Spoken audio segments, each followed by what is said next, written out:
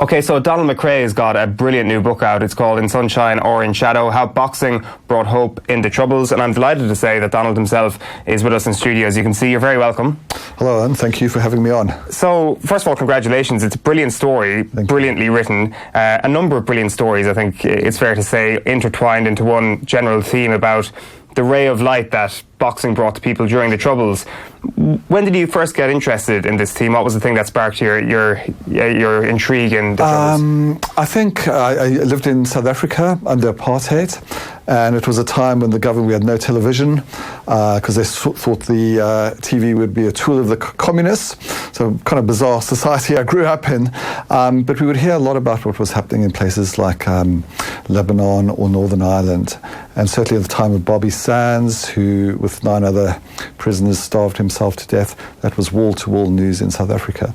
So that was my early exposure to Northern Ireland and the Troubles. And of course, Belfast is a quintessential fight city, and I'm a boxing junkie, so I always wanted to visit Belfast. So that's sort of the backdrop to my interest. What was the sort of feeling you had about Northern Ireland at the time? Was there an automatic, this is very similar to the situation I'm in, or was it, this is vastly different, but there are certain themes that you... No, I felt it was similar. It echoed that it was a divided society. One was obviously divided on colour, and the other was divided on faith or religion.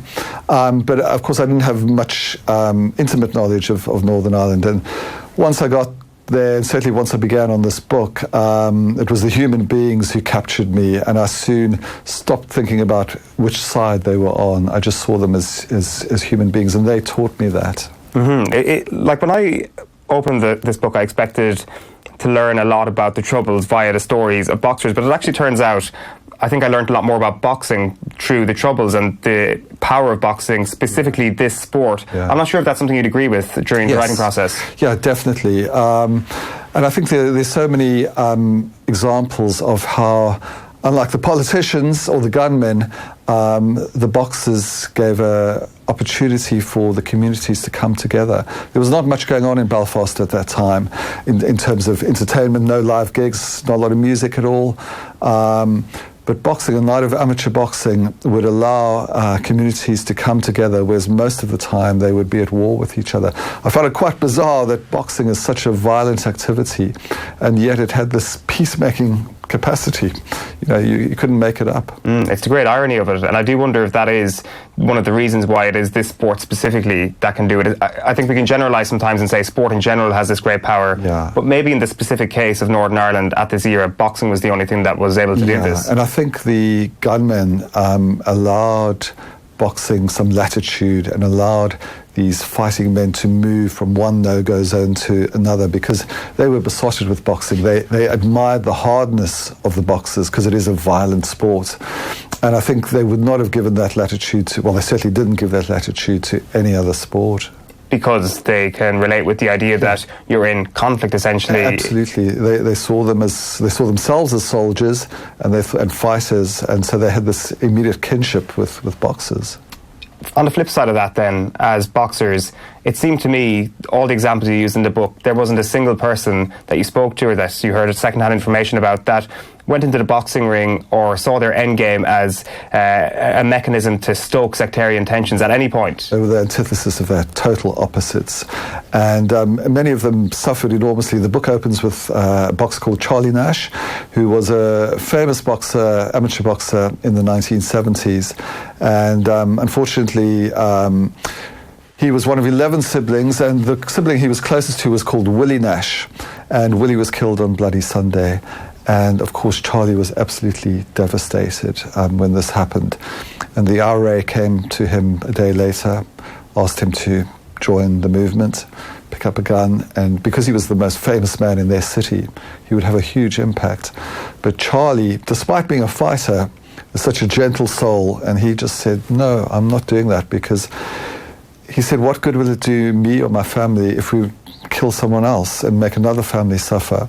And this echoed again and again, that the boxers were the ones who chose peace, which again is so moving that they're punching the lights out of each other, but extending their hand of friendship to each other at the same time. Have you ever been able to put your finger on why that is? why that, with the way they channel it, is able to... In this particular context, or just with boxers as a whole? With boxers in a whole, but I guess in the context of this, because it is definitely something that stuck out to me quite a bit, that irony. Yeah, I think it's because boxers do put their lives on the line. And in this book, it does talk about Barry McGuigan. He killed one of his opponents. They fought in London, and his fists ultimately sent that man to his death.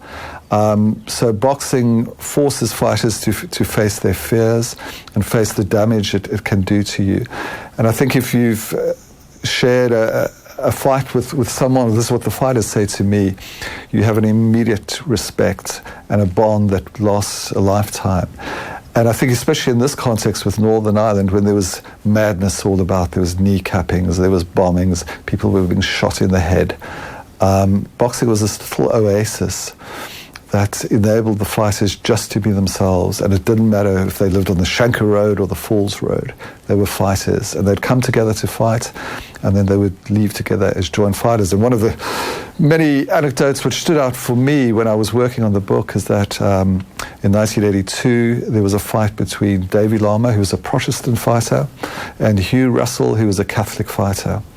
And they fought in the Ulster Hall the first time, and it was a bloodbath between them. But their fans were there, and the fans were peaceful, supporting their fighter, but no animosity in this hall. But meanwhile, in day-to-day activity, they couldn't mingle together at all.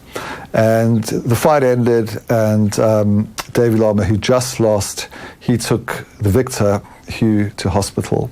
They both had over 30 stitches together, which sort of, for me, summed up the beauty and also kind of the madness of it all. Yeah, I guess it is very sort of anti the whole Ian Paisley narrative at the time, the pushing the segregation through fighting on the streets. This was pushing integration. Maybe integration is a step too far. Yeah, absolutely. And someone like Davy Lama, who's a Protestant on the Catholic side, when Ian Paisley would come and shout after there'd been a bomb and about turning the streets full of blood, he just absolutely hated that. And, he would have close friends who were Catholics, and he just despised the politicians. I think most of the fighters, they had little time for the politicians. Yeah, that's something I want to get into in just a moment with Gerry Storey in particular. But just while you mentioned the fans there a moment ago and the respect they showed on that night, which was such an iconic fight in the context of this story in particular, was that always the way? That the fans would respect that there are two people from opposite communities here? As far as I can tell, yes, and I worked nearly 4 years on this, and I wasn't given any example where sometimes there would be decisions which went against a fighter who he felt that perhaps if he was fighting in Dublin and he came from the Shanker Road, sometimes the judges might go for the home fighter. That's typical boxing shenanigans, nothing more than that. But no, I think it has always been the way, and it just certainly in the professional game, there was quite a long time in the 1970s when there was no professional boxing in Belfast because there was too much violence, and it was only in the early 80s that started coming back into the fore again. Because that was one of the things that I was really wondering about to what extent did the behaviour of the people in the ring actually project to the audience, and how long lasting was that impact? Did that on the night they could get on? Yeah, well, I mean, I was quite careful not to make any claims. The subtitle is How Boxing Gave Hope. It's not about how boxing changed anything, because I think the change was on individual people and certainly saved fighters' lives in the sense that they did not pick up a gun.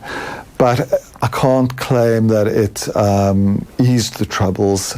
It just was a fleeting moment where, for one night, when the communities came together, but then the next morning the divisions were as fierce as ever, unfortunately. For sure. And Gerry Storey was one of the central figures in all of this. Why was he the man who could cross the divide? Well, he's a lovely, lovely man, and I often said to him, how could you do this? And he'd come out, I walk with the angels, and nothing's ever going to touch me. But actually it's much more than that. Is both sides, the leaders of both sides saw him as a man who was doing good for each community, and he would just be allowed to move from the New Lodge, which is in Republican turf, in Belfast to the Shankill Road to work with fighters. And one of the key moments was in 1972 when things were at their darkest. That was the worst year when most people died that year. And he got a message saying that the boys on the Shankill Road wanted to see him. And the way they said the boys, that meant the big guys. And they said, oh, well, we'll send in an escort for you.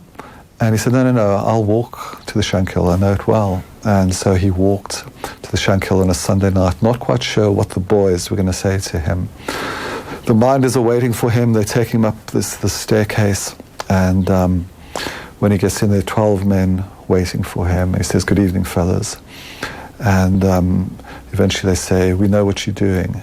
And there's a pause. And he's thinking, this could go one of two ways and maybe not so good.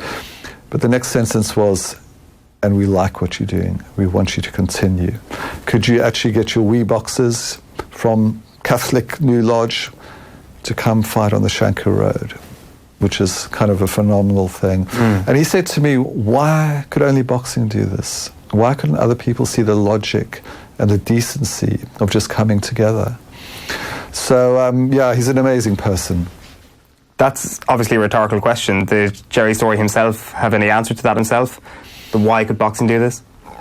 I think he just feels, certainly amateur boxing, professional boxing is full of corruption and lies, but he feels amateur boxing is still a haven of decency, and he thinks, the boxers are honest people and they want to get better as fighters, and he says by making them better fighters, he feels he can make them better people.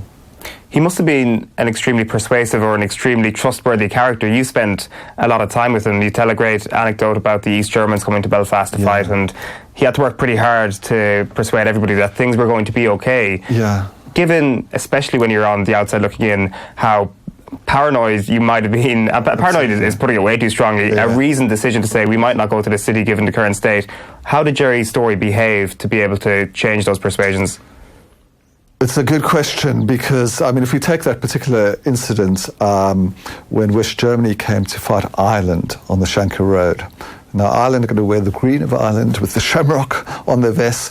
That colour and that symbol normally on the Shankill Road would be anathema and it would lead to someone possibly being shot. But he convinced the boxing officials in Dublin that it would be a good idea for West Germany to fight Ireland on the Shankill.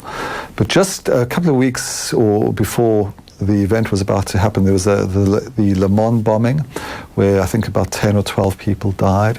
So the boxing officials in Dublin understandably said, obviously, this match is off. We cannot have the West Germans going onto the Shankill. He said, no, it'll be fine.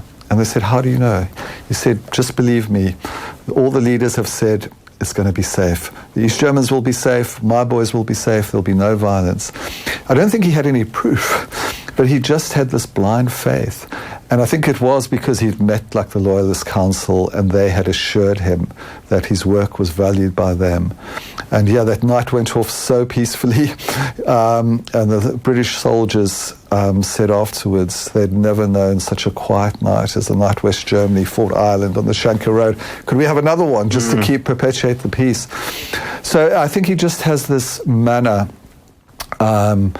He's so charming and he allows people just to be themselves. And so amid the carnage of what was happening, he allowed people to do unusual things in that context. You mentioned his discussions there, and you tell that great story of him meeting loyalists and trying to, persuade other people that things are going to be safe. And ultimately, it always seemed to me that as long as he was the person walking the walk, it was never going to be any problem. He had full faith in himself. To what extent did that waver at all when he went into the maze, when he goes into the H blocks? It seemed that was quite a taxing few months and few years for him. That was the time, he could talk about assassination attempts on his life and just make it seem as if it was no big deal. But he actually got quite upset when he spoke to me about the maze, because he said that was a time when the jail actually got into his head. And he was working with both sides, going on a Tuesday to work with the loyalists, the UDA, UVF prisoners, and on a Thursday with the RA prisoners. But he said it just actually, the mentality of a jail is such that it takes over your psychology. And after about 6 months, his wife said to him, you know, for the sake of us as a family and for your own mental health, you need to pull back. So that was the only time where I think it got a bit much for him. But still, even in that time, in those 6 months, he did wonderful work. And the two sides in adjoining cages shared equipment with each other, started communicating over the walls, sort of saying, how are you boys doing in there? Which, you know, unbelievable that he could do that.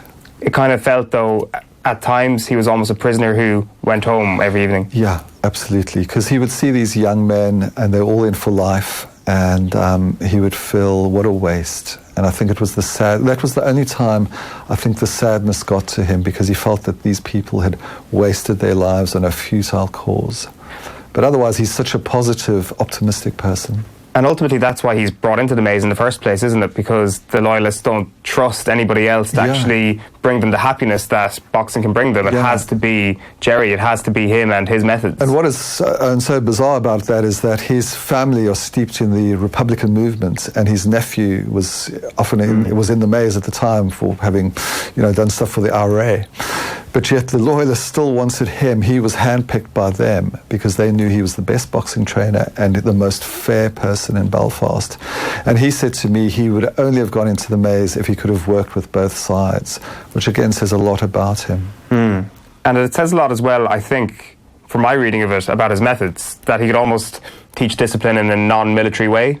Yeah, because a lot of these guys saw themselves as soldiers, and they had this idea of, again, the violent idea, but he would do it in a much more gentle manner. And he even persuaded the governor of the maze to get in colour televisions, which back in 1981, in the maze jail, it was not something that could be expected, but he charmed the governor even so that the prisoners loved him, because he'd be showing them boxing movies on colour TV.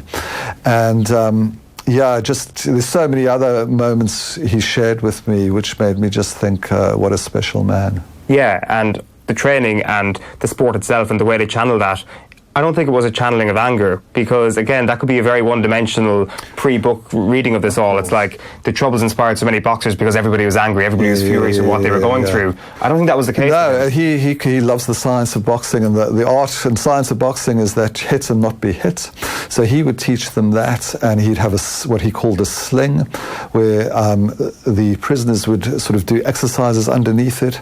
So it wasn't all about pummeling the heavy bag or pummeling another prisoner in the face. It was disciplined, but it was done in an engaging manner. And I guess that's why you could say that Charlie Nash reacted in a more civilised way than he might have done. Like Davy Larmer as well could have become a very vengeful person. Because Davy's father had been blown up. He survived, but he was never the same again in a car bomb.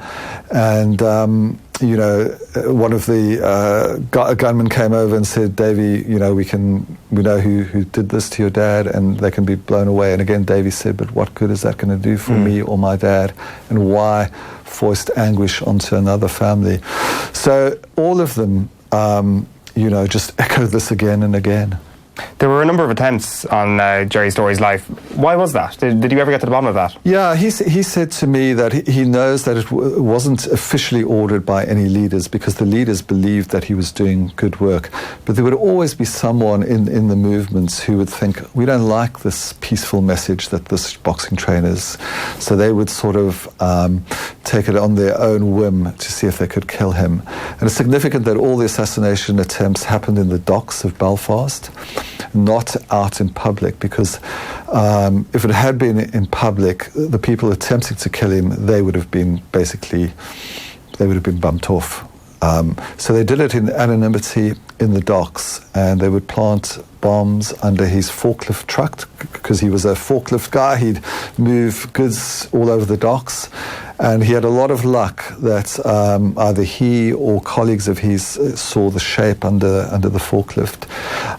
So I think it was just individual, even though the movements themselves endorsed his work and said anyone who touches him will be severely dealt with, which meant killed.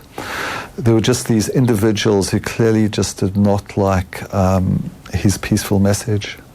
Yeah, it's remarkable. He's an unbelievable man, as I'm sure you can attest to more than pretty much anybody else. Like, you've obviously been up there fairly recently. The book is brand new, as I said at the top. Like, how has the role of boxing changed in Belfast since then? In the current climate, how big a role does it now play in the communities? Well, it's a fight city, and there's nothing quite like a fight night in Belfast. It still has the same magnetism, but I think its social impact perhaps is not quite as important, because although things are a little tense at the moment with a lot going on politically, it's not like it was in the Troubles.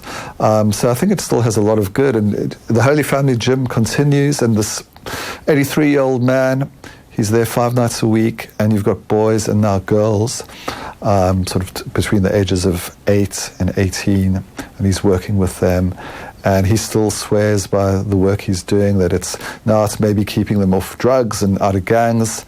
So boxing still has a huge healing power, I think, in Belfast. Yeah, it certainly seems that way, and we've been on top of that as well over the last couple of weeks. Andy Lee was up with you. Yeah, we had quite a special day, and Andy had known Gerry Storey for many years, but he had no idea that he was doing all this kind of political work behind the scenes, and he was sort of saying, well, you never told me this. And he would say, well, Andy, we were talking about boxing, this was just other stuff. So yeah, it was special to share that day with Andy. Yeah, and that video is coming very shortly as well. You'll be able to check it out on our YouTube channel. It's called In Sunshine or in Shadow, How Boxing Brought Hope into Troubles, and it is absolutely brilliant. Donald McRae, thanks a million for popping in. Thanks so much, Eoin.